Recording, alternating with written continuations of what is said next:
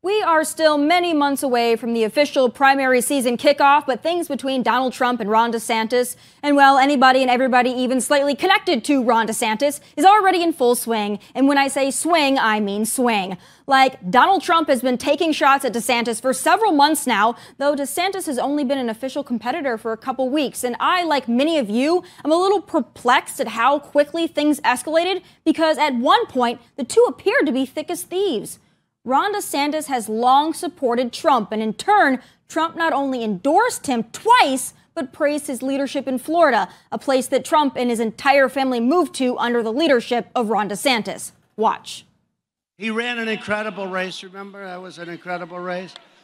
And then he ran against a Democrat who was supposed to be unbeatable. He got beaten badly, and now this is one of the most popular governors. In Washington, in the country, Trump has almost the entire media against him. Fake news day after day after day. He's got the entire Democratic Party after him. He's got the lobbyists after him. He's got the bureaucracy after him. And he's got some Republicans who come after him to kneecap him. And so he is under an attack like no president has faced, and he is standing tall for us. He is working hard. So the last thing I want to do is go out there and lob hand grenades at the president. I think we need to support the president, understand what he's up against, and understand he's facing opposition unlike any other president we've seen. Thank you very much. We're with the governor of Florida, Ron DeSantis, who's done a spectacular job in Florida. Enjoys very high popularity, and that's for a reason. The reason is he's doing a good job. And I think that Donald Trump has done a better job appointing judges to both the U.S. Supreme Court and the Appeals Court than any other president in my lifetime, including one of my heroes, Ronald Reagan. So God bless Donald Trump for doing that. Ron DeSantis is another one. He works so hard. He's been another great warrior. And he's, by the way, he ran, I endorsed him. His numbers went through the roof. As you just saw, this used to be a relationship of mutual respect. Trump no doubt put DeSantis on the map. His endorsement in 2018 effectively made DeSantis governor. That's indisputable. Ron in many ways emulated mega policies in Trump himself, and it was all fine and dandy until the student started becoming the master. Then all hell broke loose, and Trump has been on a tear ever since, going after not only Ron, but anyone who even slightly appears to defend Ron. But you have to remember, Ron was a disciple of Paul Ryan, who is a rhino loser. But Paul Ryan's a big reason that Mitt Romney, I'm not a big fan of Mitt Romney, lost his election. And to be honest with you, Ron reminds me a lot of Mitt Romney. But when I heard DeSantis go out and say, and talk about 8 years, we need 8 years. You don't need 8 years, you need 6 months. We can turn this thing around so quickly.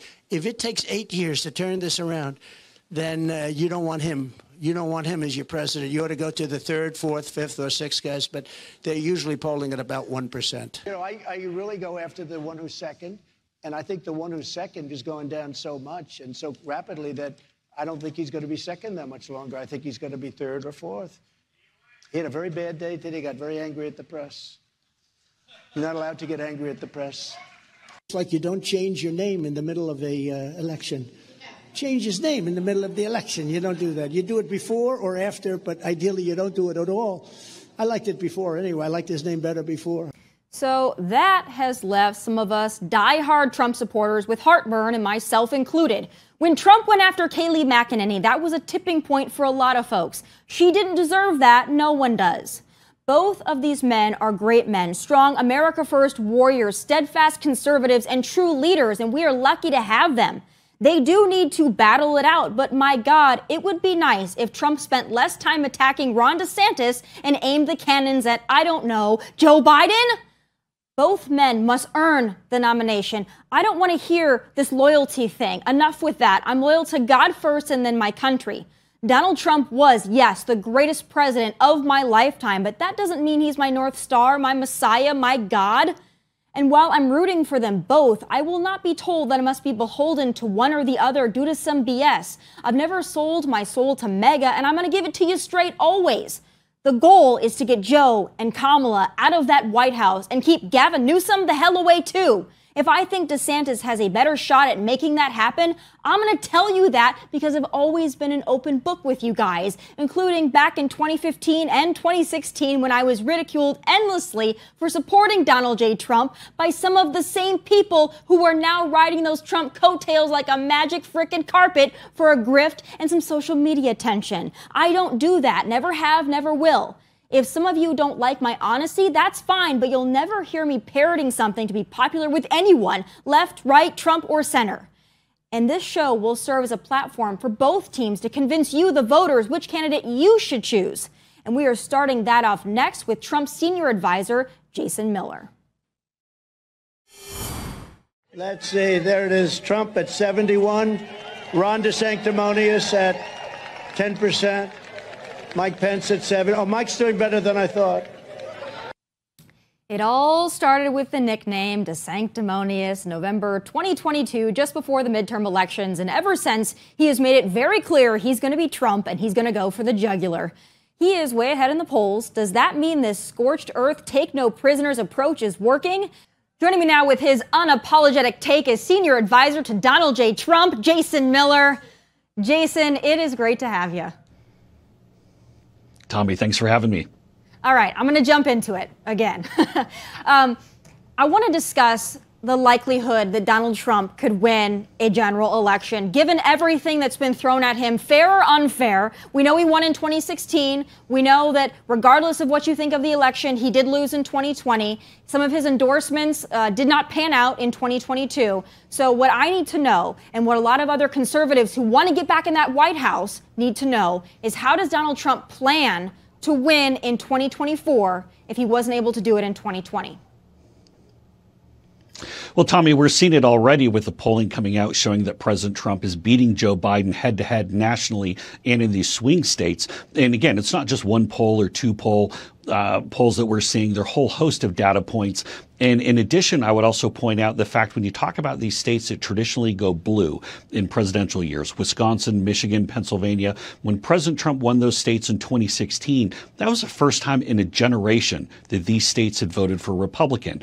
And a big part of that reason is because President Trump has remade the Republican Party and has brought the Trump voter into the fold. We also saw his record-setting levels with African-American voters, Hispanic-American voters, Asian-American voters. So President Trump has not only remade the Republican Party, but is bringing new people in to join us in voting for Republican. Look, Tomi, everybody's seeing what's happening with inflation, the disastrous withdrawal from Afghanistan, the southern border, complete chaos. And they're saying, you know what? We really wish we had President Trump still in the White House because then our paychecks would be going a lot further. I still want to know, though, and I get everything you're saying, and I don't disagree with you, but that was not just the Trump message, but the Republican message in 2022. Now, given Trump was not on the ticket, obviously, but the country was a disaster in the 2022 midterms, right? Crime, inflation, the Afghanistan withdrawal. I mean, everything fresh on the minds of the American people. And these states like Pennsylvania, you just mentioned, that did vote for Donald Trump in 2016, his endorsement didn't help those candidates win in those swing states. So that's why I think we're looking at this from fresh eyes, not 2016 eyes. And I'm not saying this because I don't support Trump. I do. But I just genuinely want to know what the Trump team has in store to make sure what happened in 2020 and 2022 doesn't happen again, given we are in a bad place, but we have been in a bad place since Joe Biden was sworn into office.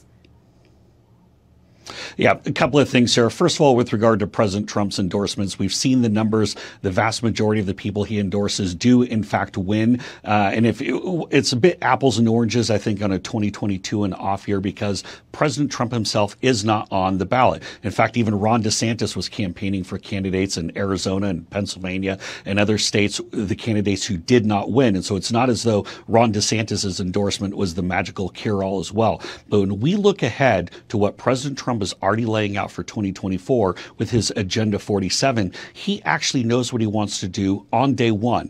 He doesn't need the 6 months or the 1 year, the 2 years, or even 8 years of trying to ramp up to do it. When we talk about reversing inflation, he can do it day one. We talk about securing our southern border, he can do it on day one. When we talk about restoring America's standing in the world, he can do it on day one. This is a critical distinction. I think it's part of the reason why voters are saying, hey, we made a mistake before, we got to get Trump back in the White House. And I have full confidence that Donald Trump could turn this country around. I believe that wholeheartedly. There is no doubt in my mind. The concern comes is, can he get there? Can he win a general election, given that there is a good portion of this country that hears the name Donald Trump and they have a gag reflex? That's not me, but that's a lot of Americans, and we have to be honest about that. But moving forward, no, go ahead. Yeah, we do. But Tomi, real quick, I think we also have to be honest about the fact of a lot of people feel that they were sold a false bill of goods with Joe Biden, and they see him bumbling and fumbling. And it's really sad now that we see him not only crashing with regard to his policies, but crashing whether he's riding on a bicycle or walking down a ramp. And I think a lot of people are having buyer's remorse. And a lot of the folks we're seeing in the polling that maybe were with Trump in 2016 or with Biden in 2020, I believe they're going to be back with President Trump in 2024. Because he was able to deliver for the working men and women of this country. And so that's why we're seeing all these polls showing that President Trump is leading Joe Biden. And again, not just right of center polls. We're talking ABC, Washington Post, mainstream media polls where President Trump is beating Joe Biden and beating him pretty good. I mean, there's no doubt that Joe Biden is a horrific candidate and Kamala Harris maybe even worse.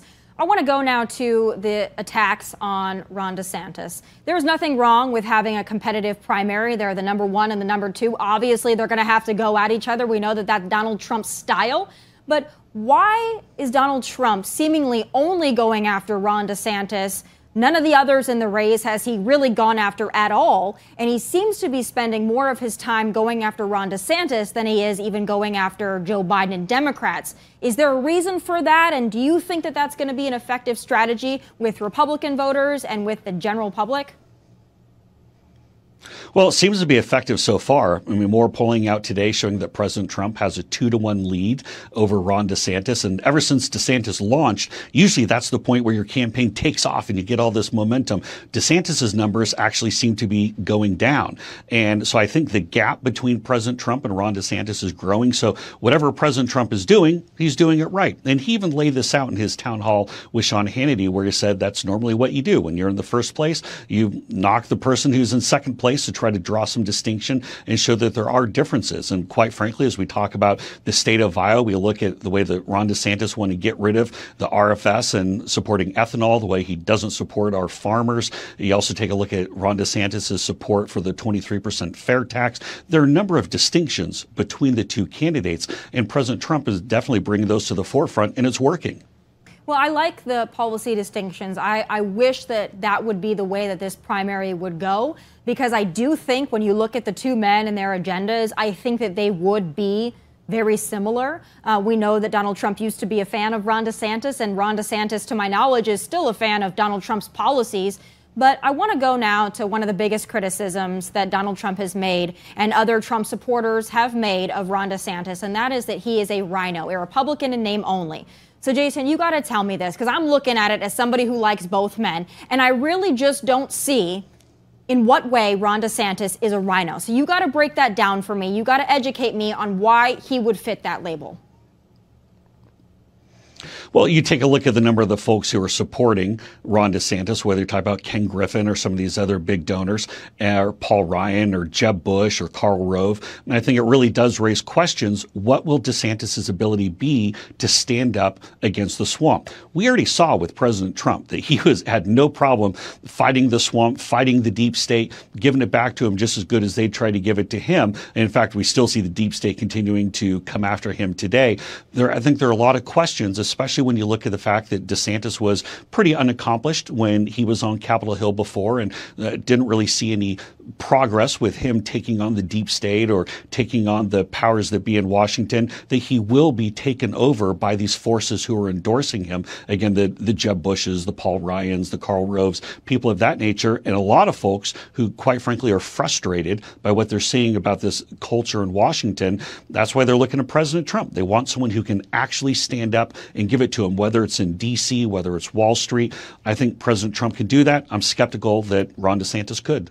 So, Jason, in all fairness, I have to pose this to you, because if we're talking about some of the people who support DeSantis and the fact that he does indeed need donors, he's not a billionaire like Donald Trump, like he can't self-fund. I don't think that that's, an L in his column. A lot of people can't self-fund. They need donors. President Trump's not self-funding. We're raising a lot of money from working class folks all around the country. So President Trump's not self-funding this. So just to be clear. not entirely self-funding, but Donald Trump obviously has more in the war chest starting out in 2015 than somebody like a Ron DeSantis, who is a governor, and other than that, just an average citizen. But I want to go to this because you brought up the fact that we need to rid the swamp, drain the swamp, get rid of the deep state. And I agree with you wholeheartedly. But I have to ask this. When we're talking about surrounding yourself with maybe not the best people, Donald Trump is not completely clean in that. You saw the Boltons of the world, right? You saw the Faucis of the world. I mean, a lot of the people that he put close to him not only betrayed him, but betrayed our country. So when we're looking at surrounding yourself with maybe not the best people,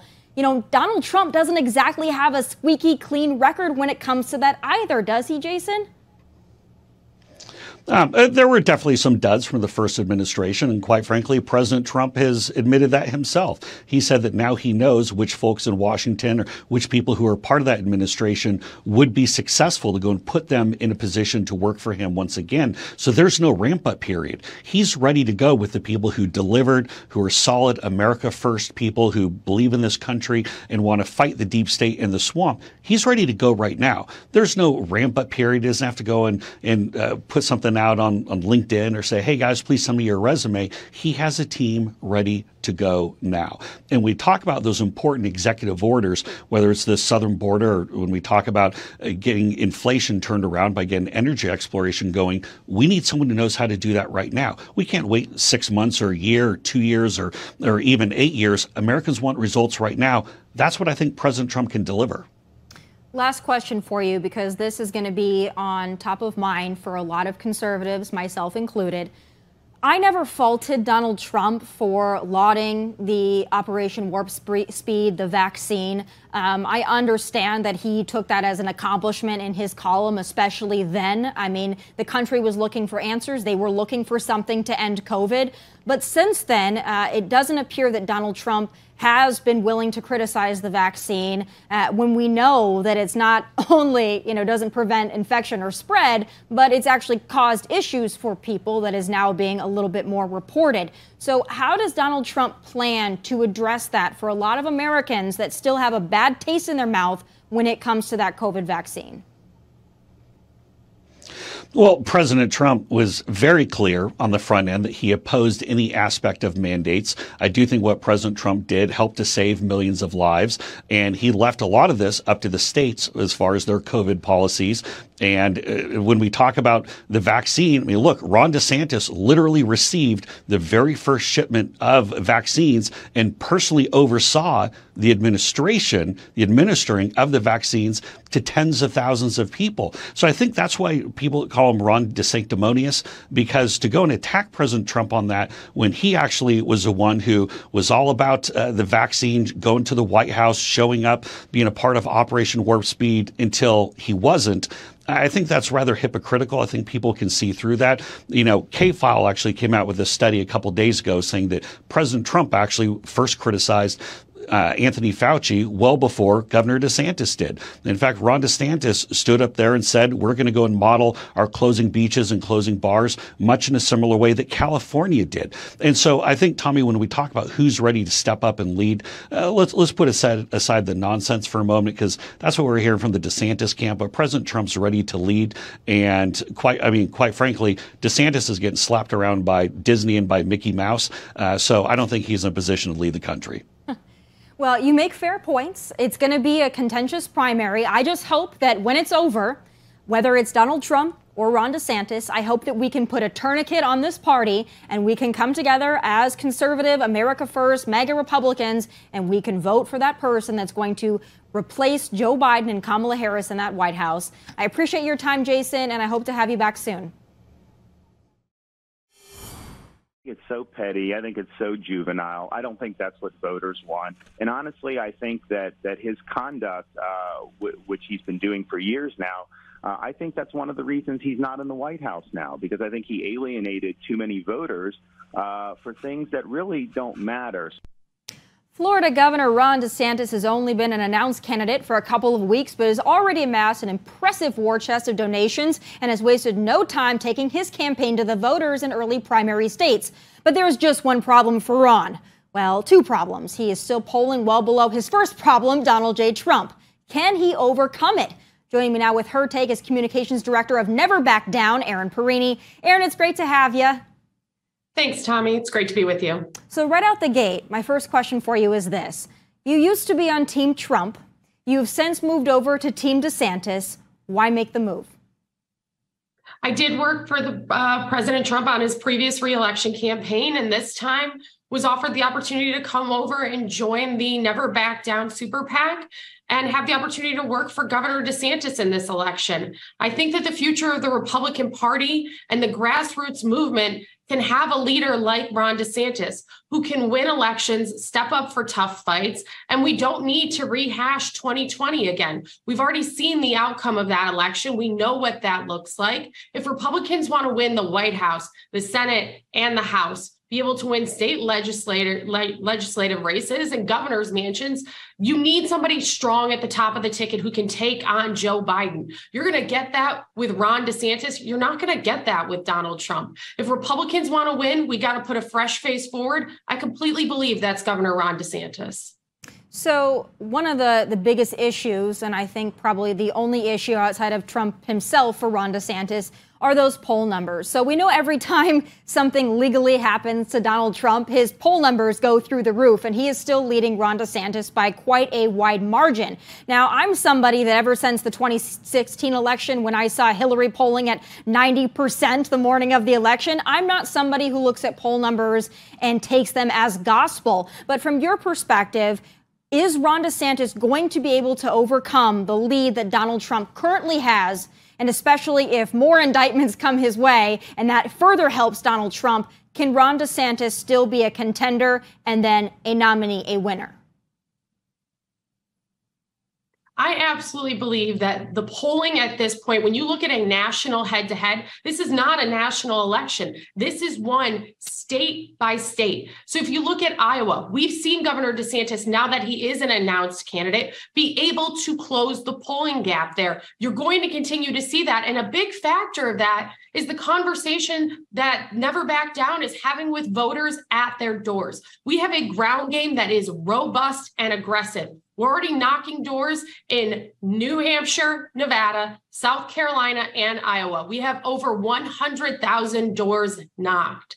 And now you're seeing Governor DeSantis, who up until he announced was really considered a hypothetical to voters. So now he's actually in the race. We're having conversations at doors, and he's doing things that you aren't seeing any other candidate do. He's out there doing events, talking to voters. He's unafraid and unapologetic in his approach for the fact that good conservative policy can lead to political success. We saw that in Florida. You're going to see him be able to do that as a candidate now. And I'll tell you, $8.2 million raised by the governor's campaign in that first 24 hours, that shows there is a real strong enthusiasm behind him. This is the kind of stuff that's going to make the difference in the long run when it comes to not only closing the polling gap, but beating the former president.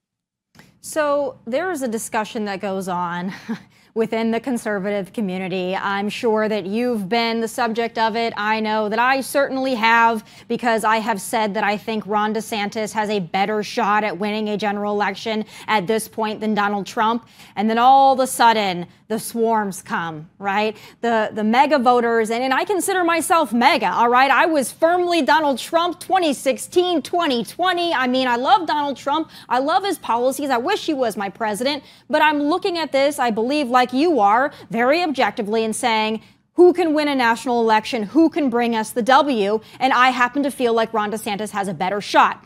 But then we are called disloyal, we are called traitors, we are called rhino, establishment, globalist. I mean, you pick a name, we are called that for simply acknowledging Ron DeSantis and the success that he may very well be able to have.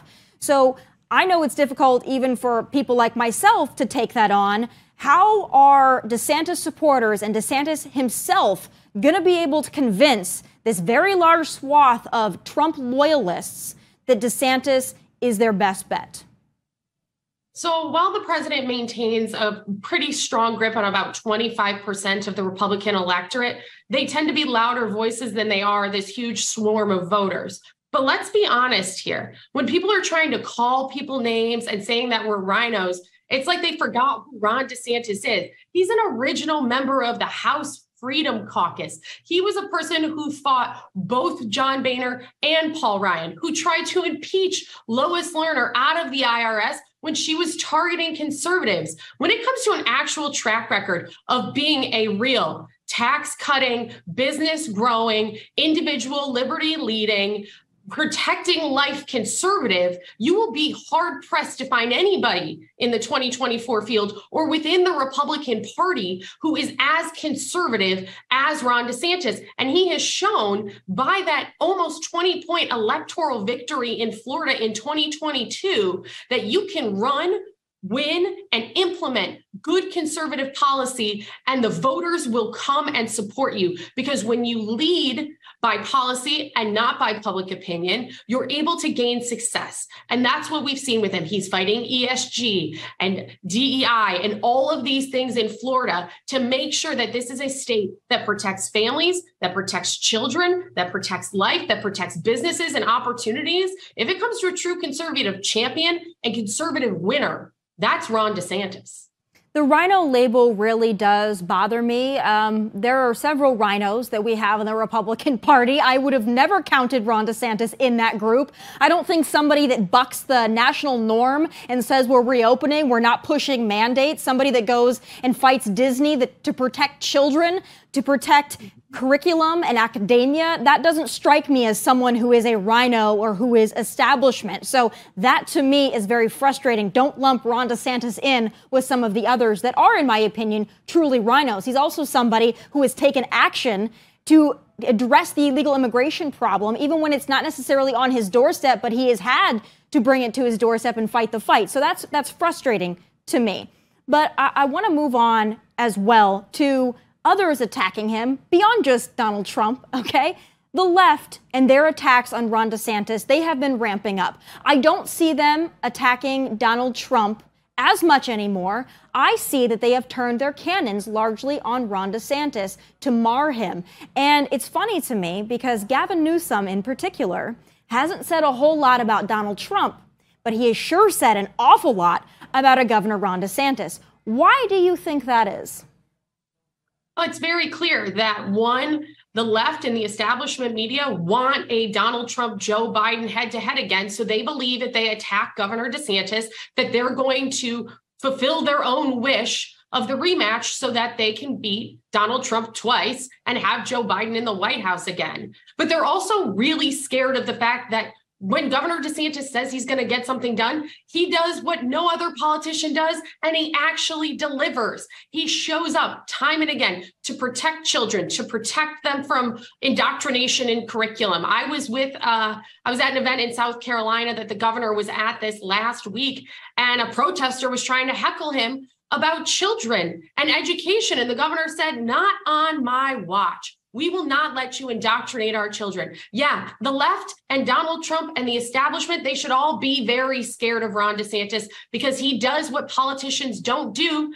He does what he says he's going to do. He says, I'm going to make sure that we protect children in schools, and I do that. I'm going to reopen, and I'm not going to listen to Dr. Fauci, and he does that. Yes, it is scary that for once there is a politician who does what he says, and he delivers it with success. And yeah, the left, the media, the establishment, they all want to go at him because they know if he gets on the ticket and wins and becomes a Republican nominee, this country is up in for a rude awakening, because when you do what you say you're going to do, it actually makes really big change and could set this country on the right path for generations to come.